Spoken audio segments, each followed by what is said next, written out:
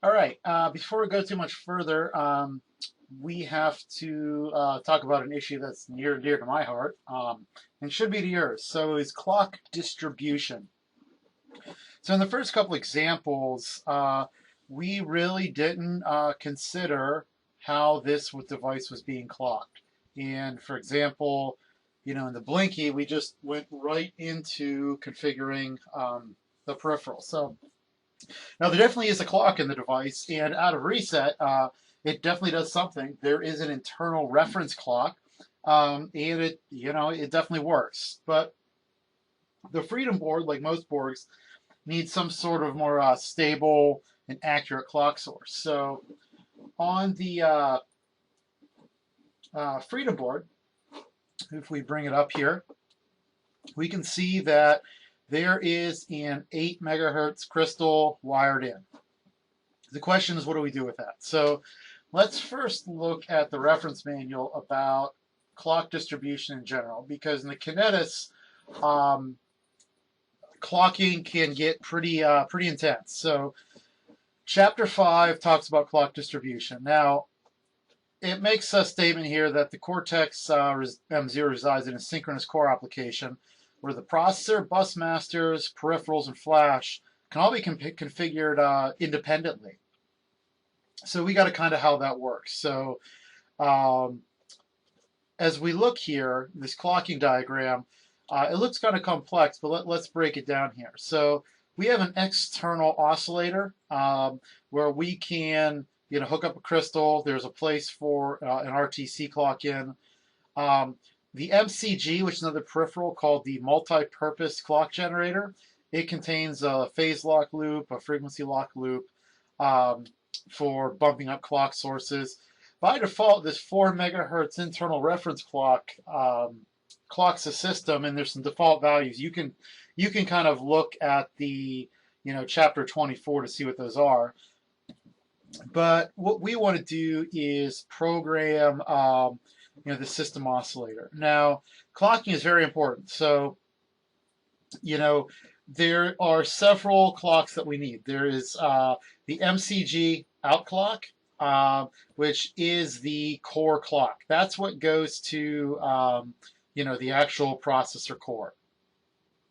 Um, there is a clock with its own divider that goes to the bus and the flash. They're something. So all these different clocks, go throughout the system. You have to look at the peripherals to see what goes to what. But if we scroll down a little bit, it kind of gives us some reference of what the core clock is. So for example, platform clock, the system clock, bus clock, um, and all these output signals and what they can be used for. Then it kind of gives an idea of what are the maximum frequencies we can run the clocks at. That's not necessarily what the stuff on the other side of the clock can run out, but just, for example, with the PLL and whatnot. But if we scroll down a little more, it kind of tells us what the maximum frequency for all the other clocks can be. So, for example, the system clock, which goes to core, is 48 megahertz. The bus clock, which goes to many of the peripherals, but not all, is 24 megahertz. And we can go kind of look down through here. There's one of the UARTs. So whenever you program a peripheral, you kind of have to pay attention to its registers of what's actually sourcing it. It kind of gives here a standard, array of how the system's clocked, where the core, is at 48 megahertz, but the bus and the flash is at half rate. Now, out of reset, the clock dividers have some default setups. And one is that the core and system clock, by default, is divided by 1. The bus and the flash clock are always divided by 2. And there always has to be that ratio. I just know, because I know, that the flash clock always has to be at least 1/2 of the system clock as well as the bus clock. So that being said, it's very important to kind of look down through on these module clocks, what actually is clocking it. For example, the ADC, it goes from the bus clock. SPY1 is a system clock. You know, you know, UART 1 and 2 is the bus clock. And each of them also may have their own internal clocks, or they may have some other way of, being clocked from the outside world. So this section has that information. It's very important, especially with any peripheral or timing related, that you understand what's clocking it. For example, the UART, you can't come up with a baud rate until you know what the clock is. So the question is, how do we make this work? So the good news is, out of reset, the basic dividers are already set up for the core, system clock, and bus clock. So the bus flash is 1/2 of the core / system. If you go into, I believe, the system integration module, there you can change what these divide ratios are. Now, you don't necessarily have to. What kind of comes out of reset is good enough. Now, if you just look through some of these system option registers, and you'll notice, for example, UART 0 can have, this FLL clock. You can play with all that. So the only thing we really have to do, let me scroll back up here. Find clock distribution, is how do we make this oscillator work, and how do we turn this multi-clock generator on with this phase lock loop? Because this, by default, is kind of out of reset, set to some nice values. You can look through the data sheet at these registers to what they are. So you could go to the multi-purpose clock generator chapter, and read about it. Now, one thing I will mention is that this is probably one of the most difficult peripherals next to the DMA, at least in my opinion, to program. The reason being is that if you make a mistake, there's a good chance you halt the processor. You can do something bad, like, the processor stops or does something screwy. Also, what's difficult about it is, let's go to modes of operation here, is there are a lot of different modes that this can run in. For example, the MCG out of reset, it's in this FEI mode. And depending on which mode you're in, there's always different low power modes. If you're an internal or external clock, if you're using the phase lock loops or the frequency lock loop. For example, if we want to use the PLL with an external crystal, we got to get down here. So you got to hop through these states. And if you don't, it'll break. So not to scare you, yeah, for example, FL engage internal. And this we can kind of figure out after reset where things are at. So what do? Well, the first thing with clocks, especially something that's difficult, is I look for example code. So I found on the Kinetis website there is, let me bring it up here, and let me get a new web browser window. Type in Freescale Freedom, generally takes me there.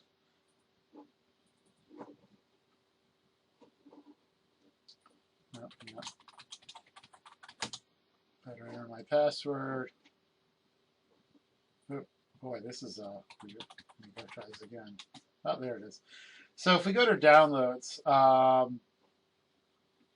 there is, there's schematics. Well, there's this K25 SC for sample code V3. You can grab that. I don't like their packaging model. They put it in an exe file that self-extracts. I'd rather have a zip file. But if you do that, you get the sample code. And in the sample code, there's processor expert code, which I think Processor Expert is a great tool once you understand how a system works, but I like bare metal, meaning I kind of start from scratch.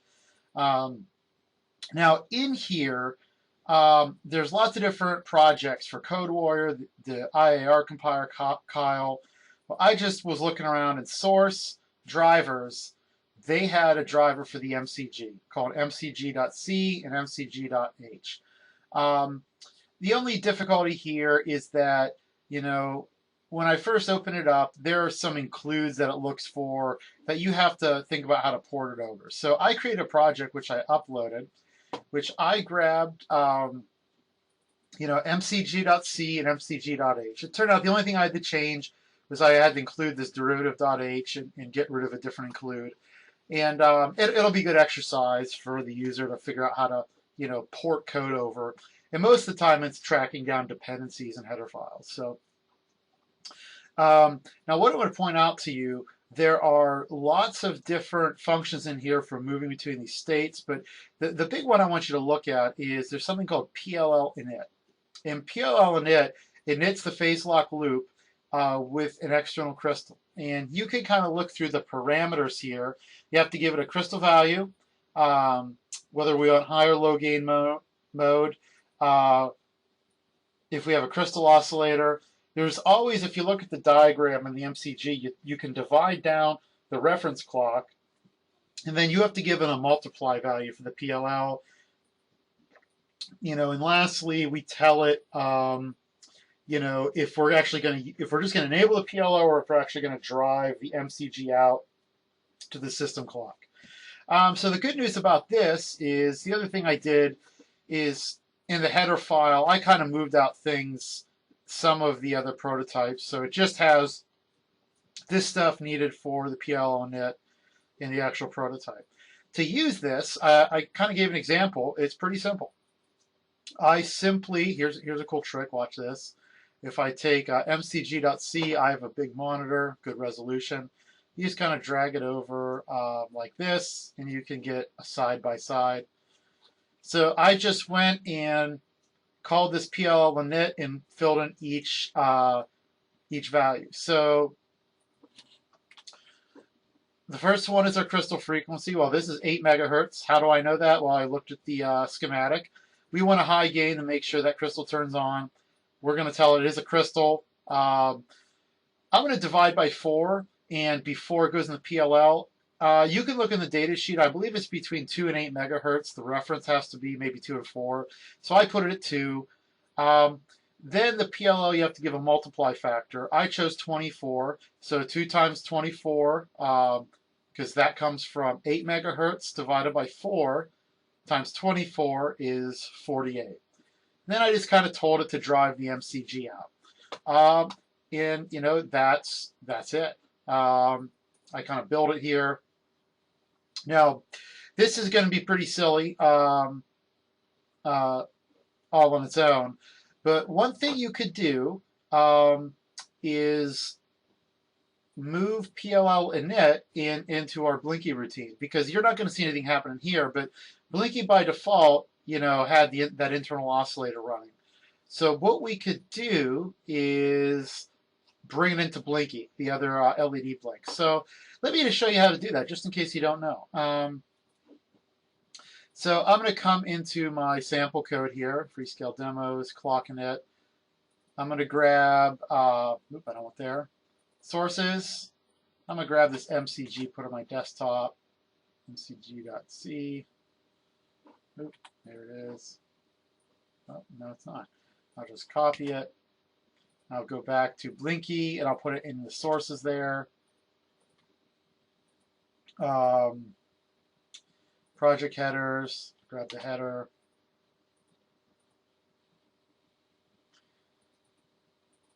Put it in there. Now watch this. I'm going to go back to my Code Warrior. If I come up to Blinky and refresh, MCG. Now the only thing we have to make sure we do is if we want to use the functions in that file, we got to make sure in Blinky we include it. We'll go in our headers here, we see it. Now do some copy and paste. Bam, put the PLL in there. And enable the clock. Let's go to project, build all.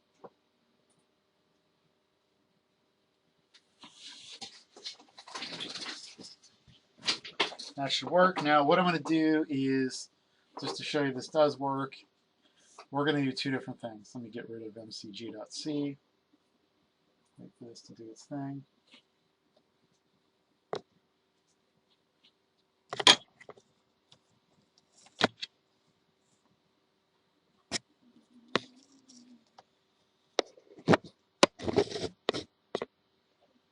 Downloading.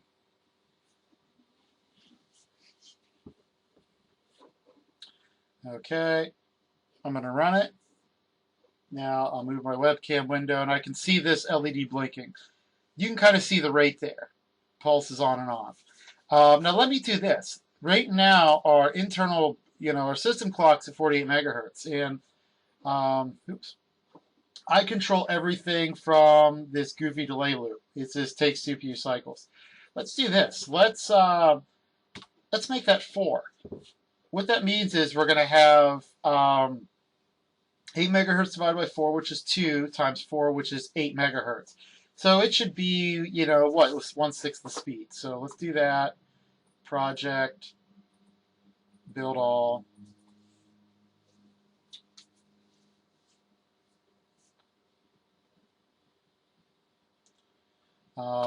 And let me re-download this. Now, if we did it right, we'll see that LED blinking a little slower.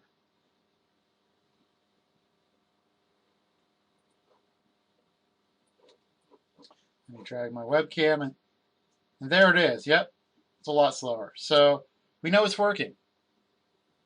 Now, lastly, I wanted to show you just once again, if you're new to C, in case you didn't know, is you notice I kind of dumped all the source. Yep, that's an old one. Go back to my C++ perspective. All the source in the sources file. Well, by default, the compiler will scan through here everything in the sources folder and compile things. But as you can imagine, as you start building up, a lot of folders, what if you want some organization? Like let's say we had drivers for all our hardware drivers. Let me drag this in here.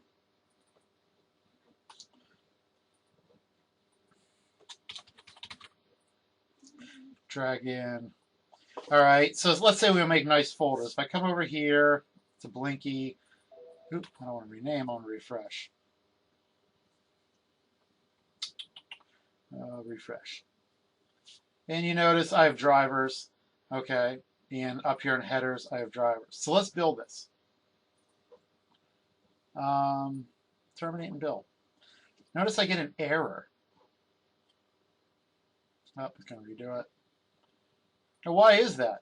Oh, no such file or directory. Well, we know it's there. Well, here's something to keep in mind about the way the IDE and the compiler set up. And this wasn't true in 10.2 with the Freescale compiler. Is that the compiler, it'll go through, the IDE will set up the make files, so it'll go through all the sources files and compile each one. The problem is that when you say include, there's only a couple system directories that it looks for, and by default, there's some system directories and only looks in the root of project headers.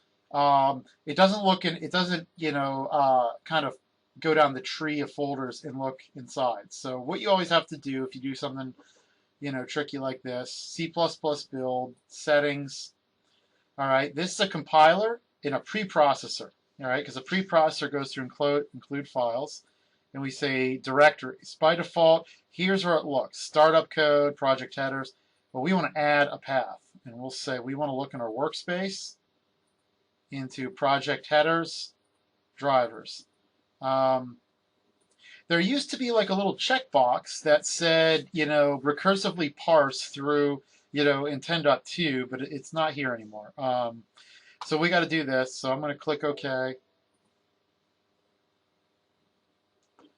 And project, build all.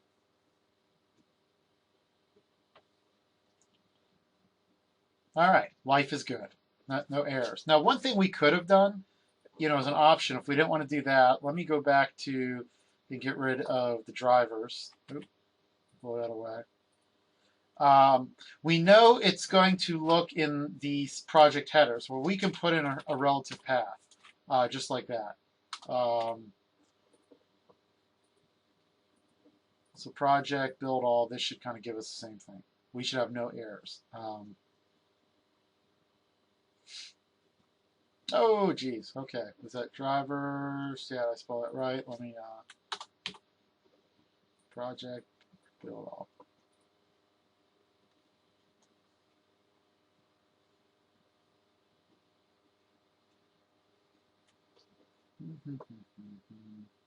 Oh, oh, because we forgot it here. You get what I'm going after.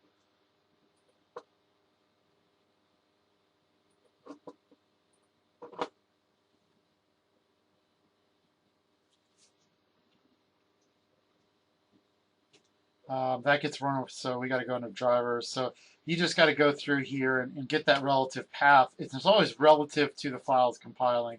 It's much easier to just simply go in here and say directories and say look in, you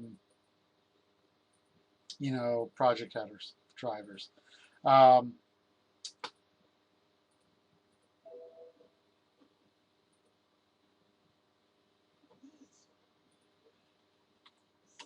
Oh, because I changed the wrong main.c file. That's why it didn't work. I was in the wrong place. You know, but you get the idea. So you can go down there and, you know, this main.c file, I would have had to do drivers, something like that. Because it's always looking for relative to this file to like project headers or one of those other goofy symbols, you know, in there. So, so that's what we have for clock distribution. You can, for now, you can find the clock in it on the website, and now you know your clock is. So, all right, I'll see you in the next video.